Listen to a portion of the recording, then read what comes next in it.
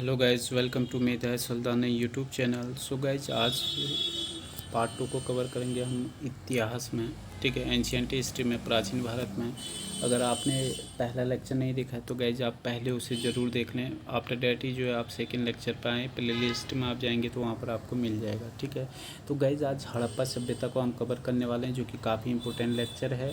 ठीक है, इसका जो टाइम पीरियड है ना, जो सर्वाधिक मान्य टाइम पीरियड है गाइज, ये है 2350 से लेकर 1750 BC तक। ठीक है, ये जो सभ्यता है ये माउंट गोमरी, ये ज़िला पंजाब पाकिस्तान का में जो है ये पड़ता है। ये वहाँ पर जो है वर्तमान में जो एरिया है ये वहाँ पर पड़ता है।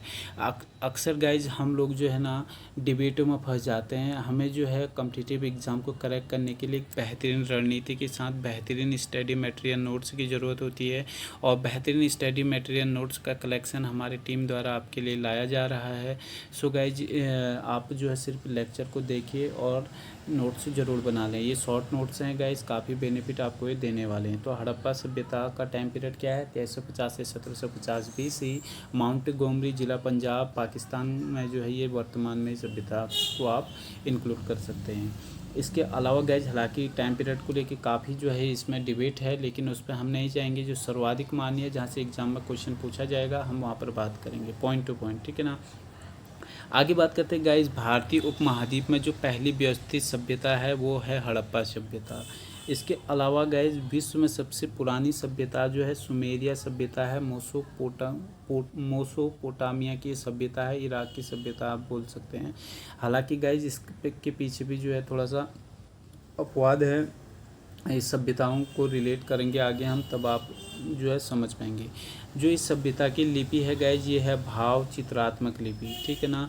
इसमें जो है गाइज, जिसमें 400 से 500 संकेत मिले हैं, जिसमें अधिकांश मोहरें, शैलखड़ा, मिट्टी के बने हुए मृदभांड, मन के आभूषण तथा ईंटें शामिल हैं। ठीक है, जो भाव चित्रात्मक शैली की हम बात कर रहे हैं वहाँ पर।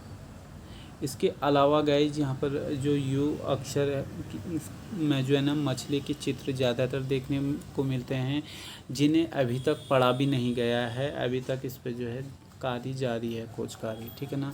लिखने के तरीके पर गाइज विवाद है, क्योंकि बाएं से दाएं और दाएं से बाएं दोनों तरीके से जो है यहाँ लिखा गया है, और इन दोनों शैली को ब्रुस्टोफेदन शैली भी कहते हैं। ठीक है ना। दाएं से बाएं भी लिखा गया है, और बाएं से दाएं भी लिखा गया है, दाएं से बाएं भी लिखा गया है।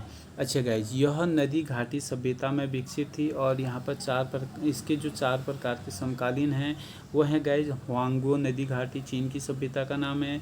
सिंधु घाटी गाइज, ये हड़प्पा सभ्यता होगी। दजला फलात, ये मोसोपोटामिया या सुमेरिया इराक की सभ्यता है। और नील नदी घाटी गाइज, ये है मिस्र की घाटी। ठीक है ना। आगे गाइज नोट करके लिखा हुआ है, इसे समझिए कि हड़प्पा सभ्यता इन सभी में सबसे बड़ी और सबसे विकसित सभ्यता थी। तो गाइज काफ़ी इम्पोर्टेंट है। आगे बात करते हैं गाइज, भारत में प्रागैतिहासिक स्थलों को खोजने का कार्य, यहाँ से एग्जाम में क्वेश्चन जरूर बन सकता है गाइज, इससे भी हमें देखना पड़ेगा। और पहला पॉइंट है गाइज, भारतीय पुरातत्व सर्वेक्षण विभाग के जनक तो अलेक्जेंडर का निगम है। और अगला पॉइंट और भी इम्पोर्टेंट है गाइज, जो भारतीय पुरातत्व सर्वेक्षण विभाग के जनक हैं थे पहले जो हैं जॉन मार्शल। इन्हीं के नेतृत्व में दयाराम साहनी ने 1921 में हड़प्पा सभ्यता की खोज की, या हड़प्पा की खोज की, आप सिर्फ ये जानिए। आगे बात करते हैं गाइज, राखलदास बनर्जी, इनके द्वारा जो है मोहनजोदड़ो की खोज की गई थी, ठीक 2 साल बाद। ठीक है, 1923 में। आगे बात करते हैं गाइज, सिंधु सभ्यता के लोगों की। तो यहाँ पर 4 प्रजातियों के अवशेष मिले हैं। एक है गाइज प्रोटो ऑस्ट्रेलाइड, इस क्षेत्र में आने वाली प्रथम जाति थी बताया जाता है।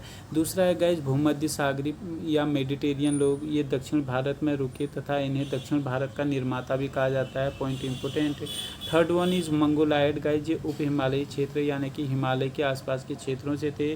और चौथा है अल्पाइन, ये मध्य गंगा और निम्न गंगा के क्षेत्र में बसे थे। इसके अलावा गाइज हड़प्पा सभ्यता के उद्भव की बात करें तो अब गाइज यहाँ पर थोड़ा सा हमें जानना ही पड़ेगा। विदेशी मत और देसी मत क्या क्या हैं, इन्हें हम जानेंगे। विदेशी जो इतिहासकार हैं, इन्होंने कहा है कि जो हड़प्पा सभ्यता है ये मेसोपोटामिया सभ्यता की क्या है, नकल है। जबकि जो देसी इतिहासकार हैं, इन्होंने कहा कि स्थानीय क्षेत्रों से जो है मिली जुली जो है सभ्यता है, और इसमें जो है गाइज सभी के अपने अलग अलग मत हैं, हमें उस पर नहीं जाना है। मार्टिमर चाइल्ड व्हीलर मैके गार्डिन ये विदेशी इतिहासकार हैं। इन्होंने जो है जो यहाँ पर नगार है, चबूतरा या जुगुरत है, उसको सेम जो है देखा दोनों जगह, बताया कि जो हड़प्पा सभ्यता है इसने कॉपी किया हुआ करके, ठीक है।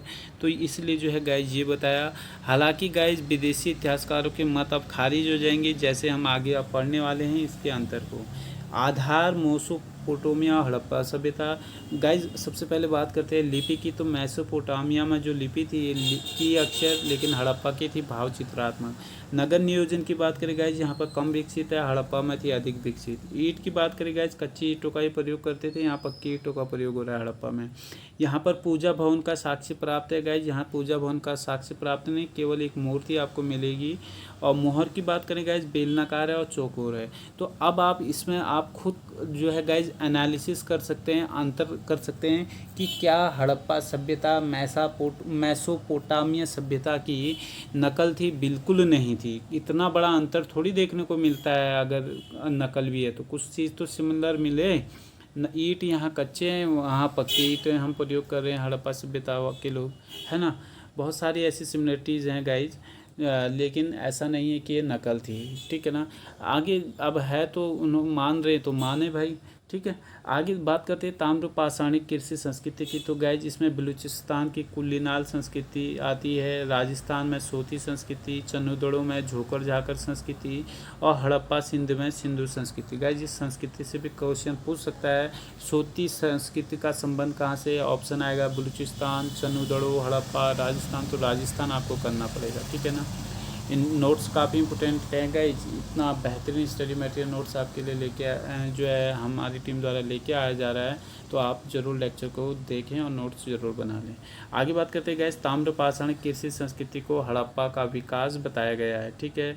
और सिंधु संस्कृति और सूती संस्कृति मिलती जुलती संस्कृति थी, ठीक है। आगे गाइज अब बात करते हैं थोड़ा सा मिलती जुलती संस्कृति तो हमने बोल दिया है, लेकिन इसमें ऐसा क्या अंतर है, ठीक है ना। अंतर को भी गाइज हमें देखना है, तो उसको देख लेते हैं पहले। मटके के ऊपर फूल डिजाइन एक जैसा मिला और रस्सी की डिजाइन भी एक जैसी यहाँ पर मिली है। आगे बात करेंगे गाइज हड़प्पा सभ्यता के भौगोलिक विस्तार की। स्वरूप जो है गाइज इसका है त्रिभुजाकार, और 1500 से ज़्यादा स्थल यहाँ पर प्राप्त हुए हैं, अब तक खोजे जा चुके हैं। और पहले जो क्षेत्रफल था गाइज ये था लगभग 13 लाख वर्ग किलोमीटर, लेकिन वर्तमान में ये 20 लाख वर्ग किलोमीटर तक हो चुका है। इसके अलावा गाइज आज़ादी के बाद अधिकांश खुदाई भारत में हुई है, जिसमें गुजरात में 80% और सरस्वती और उसकी सहायक नदियों के बीच ही ये खुदाई हुई है हड़प्पा सभ्यता के अगर एरिया की बात करें। इसके बाद जो है गाइज आगे थोड़ा सा स्ट्रक्चर देखते हैं, एरिया कहाँ तक फैला हुआ है। बात करें गाइज इधर तो गाइज आलमपुर हिंडन नदी उत्तर प्रदेश से लेके सुतकांगोडोर दास नदी तक, इधर बलूचिस्तान पाकिस्तान, और ऊपर जो है मांडा चिनाब से लेकर दैमाबाद गोदावरी महाराष्ट्र तक के फैला हुआ एरिया है। 1600 ऐसे है इसकी, ठीक है ना, लंबाई। और चौड़ाई जो है गाइज ये जो है थोड़ा सा आप देख लें। और क्षेत्रफल के आधार पर विस्तार की बात करें तो गाइज इसके लिए एक ट्रिक है महाराधा में ट्रिक मौ से मोहनजोदड़ो, ह से हड़प्पा, राव से राखीगढ़ी, राधा से और धौ से धौलावीरा, ठीक है ना। तो ये ट्रिक है। आगे गाइज इसके बाद नोट करके यहाँ पर लिखा हुआ है, जो वर्तमान खोज है उसके अनुसार राखीगढ़ी का क्षेत्रफल जो है सर्वाधिक बताया गया है। याद रखना वर्तमान खोजों के अनुसार भी आपको पूछ सकता है, अगर वर्तमान न पूछे तो मोहनजोदड़ो, ठीक है। हड़प्पा सभ्यता की विशेषताओं की बात करें तो गाइज नगर नियोजन ये सबसे बड़ी विशेषता इस हड़प्पा सभ्यता की थी। और नगर को जो है गाइज 2 भागों में बांटा गया था। आगे देखते हैं ये 2 भाग कैसे थे। सो गाइज जो पश्चिमी भाग और पूर्वी भाग में बटा था, जो है पश्चिमी भाग ये दुर्गीकृत था, अर्थात दीवारें वगैरह थी। यह ऊंचाई क्षेत्र में भी था और यहाँ ब्राह्मण और उच्चकृत जाति के लोग रहते थे और यह प्राचीन दीवारों से घिरे रहते थे। जबकि बात करें पूर्वी भाग की गाइज तो यह नीचे की तरफ था, यहाँ आवास का क्षेत्र था और यहाँ आम जनता रहती थी और यह चारों तरफ से खुला रहता था। लेकिन कुछ अपवाद भी हमें देखने को मिले हैं, उन्हें भी हम यहाँ पर कवर करेंगे। जैसे धौलावीरा है, ये 3 भागों उत्तर मध्य और निम्न में बटा हुआ था। पश्चिमी भाग इसका दुर्गीकृत था, जिसमें चन्हू-दड़ो सिंध पाकिस्तान में है, यहाँ पर कोई भी दुर्गीकरण नहीं था। यहाँ से जो चन्हू-दड़ो से साक्ष्य मिले हैं गाइज, मन के आभूषणों के कारखाने के साक्ष्य मिले हैं, लिपस्टिक मिली है, आभूषण, काजल, कंघा कुछ और उस तरह यहाँ से मिला हुआ है। विशेष की बात करें तो मिट्टी की पकी हुई पाइपनुमा नालियाँ भी हमें यहाँ से मिली हुई हैं, और इसकी खोज की थी गाइज MG मजुमदार ने, और ये खोज की थी गाइज 1931 में। ठीक है, आगे जो इम्पोर्टेंट है कालीबंगा, ये कालीबंगा घग्गर नदी के किनारे पर जो है स्थित था। ठीक है ना, गंगानगर राजस्थान में ये पड़ता है। इसका अर्थ होता है कालीबंगा का काले रंग की चूड़ियाँ, और इसकी खोज की थी गाइज अमलानंद घोष ने 1951 में। ये जो है ना, यह भाग दुर्गीकृत था कालीबंगा का, जो कि पश्चिमी और पूर्वी दो अलग अलग भागों में दुर्गीकृत था। यहाँ से क्या प्रमाण या साक्ष्य मिले तो खेती के साक्ष्य मिले, जुते हुए खेत मिले, अग्निकुंड, वेदिका या समाधान भी यहाँ से प्राप्त हुए हैं। अगला जो स्थल है गाइज लोथल है, ये भोगवा नदी के किनारे काठियावाड़ अहमदाबाद जिला गुजरात में है। इसकी खोज RS राव ने की थी गाइज 1954 में, और गाइज इसे लघु हड़प्पा एवं लघु मोहनजोदड़ो के नाम से भी जाना जाता है। लघु हड़प्पा और लघु मोहनजोदड़ो भी इसी को कहते हैं। यहाँ पर गाइज जल प्रबंधन की सबसे अच्छी व्यवस्था थी, रंगाई कुंड और अग्निकुंड भी प्राप्त थे, और हड़प्पा सभ्यता की जो सड़कें थी ना गाइज समकोण थी। समकोण बोले तो ऐसे ही स्ट्रक्चर में आप देखिए चारों तरफ से मिलती है बीच में। आगे बात करते हैं दरवाजे, खिड़कियाँ और गलियों की ओर जो है ये खोले जाते थे। और अपवाद की बात करें तो गाइज लोथल में दरवाजे और खिड़कियाँ बंदरगाह के कारण मुख्य सड़क की ओर खोली जाती थी। समुचित जल निकासी की व्यवस्था यहाँ पर देखने को मिलती है। और अपवाद में बात करें गाइज तो बनावली, हिसार, हरियाणा से जल निकासी के साक्ष्य नहीं मिलते हैं। इसके अलावा गाइज यहाँ पक्की ईंटों का प्रयोग भी होता था, लेकिन अपवाद है कालीबंगा के पश्चिमी भाग में कच्ची ईंटों का प्रयोग खेतों को पशुओं से बचाने के लिए किया जाता था। वहीं चन्हू-दड़ो से जो है गाइज वृत्ताकार ईंटों के साक्ष्य भी यहाँ से मिले हुए हैं। इसके अलावा गाइज हड़प्पा सभ्यता से संबंधित जो प्रमुख तथ्य हैं इन्हें भी कवर करते हैं। गाइज यहाँ से दास प्रथा का प्रमाण भी मिला हुआ है। मातृ प्रधान समाज था, क्योंकि नारी मूर्तियाँ सर्वाधिक यहाँ से प्राप्त हुई हैं।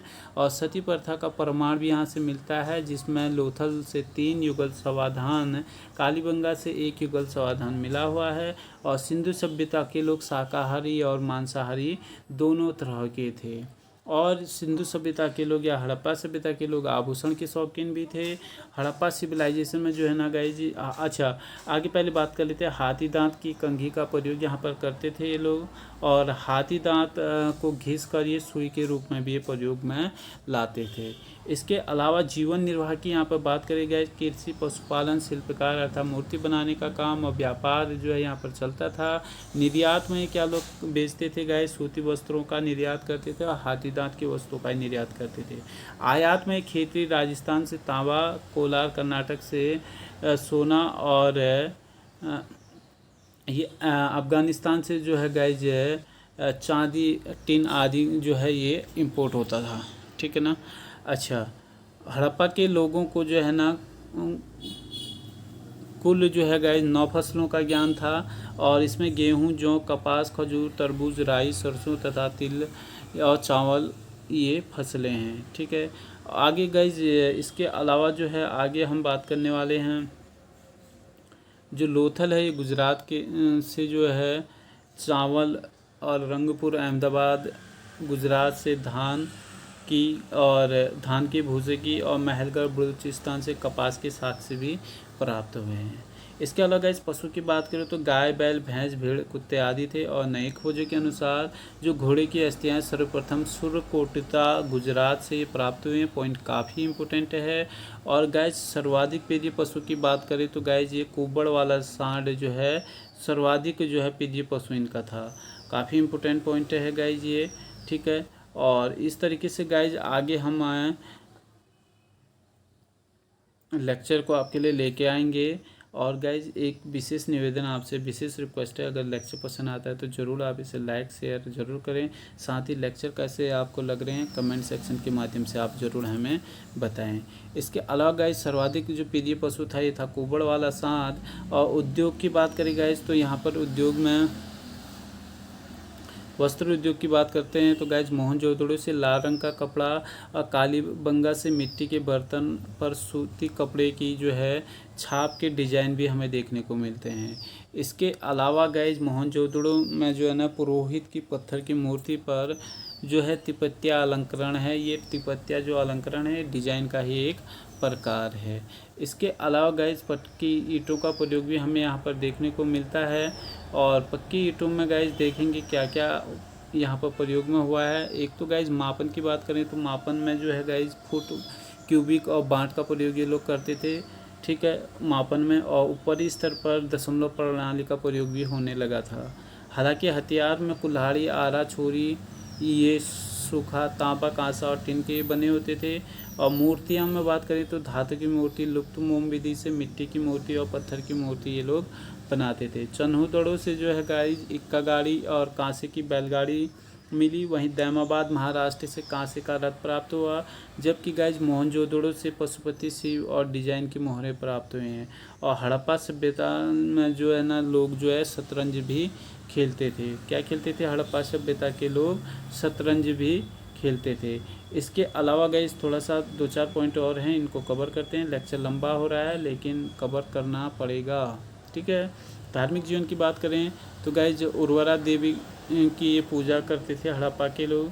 मातृ देवी की भी पूजा करते थे और पशुपति शिव की भी मोहनजोदड़ो में पूजा होती थी। कालीबंगा से शिवलिंग की पूजा के साक्ष्य वृक्ष पूजा, नीम और पीपल के साक्ष्य मिले हैं। और कालीबंगा एवं लोथल से अग्निवेदिका, अग्नि की पूजा हेतु जो प्राप्त हुई हैं ये अग्निवेदिका हुई हैं। मोहनजोदड़ो से स्वास्तिक चिन्ह भी क्या हुआ है गाइस, प्राप्त हुए हैं हमें।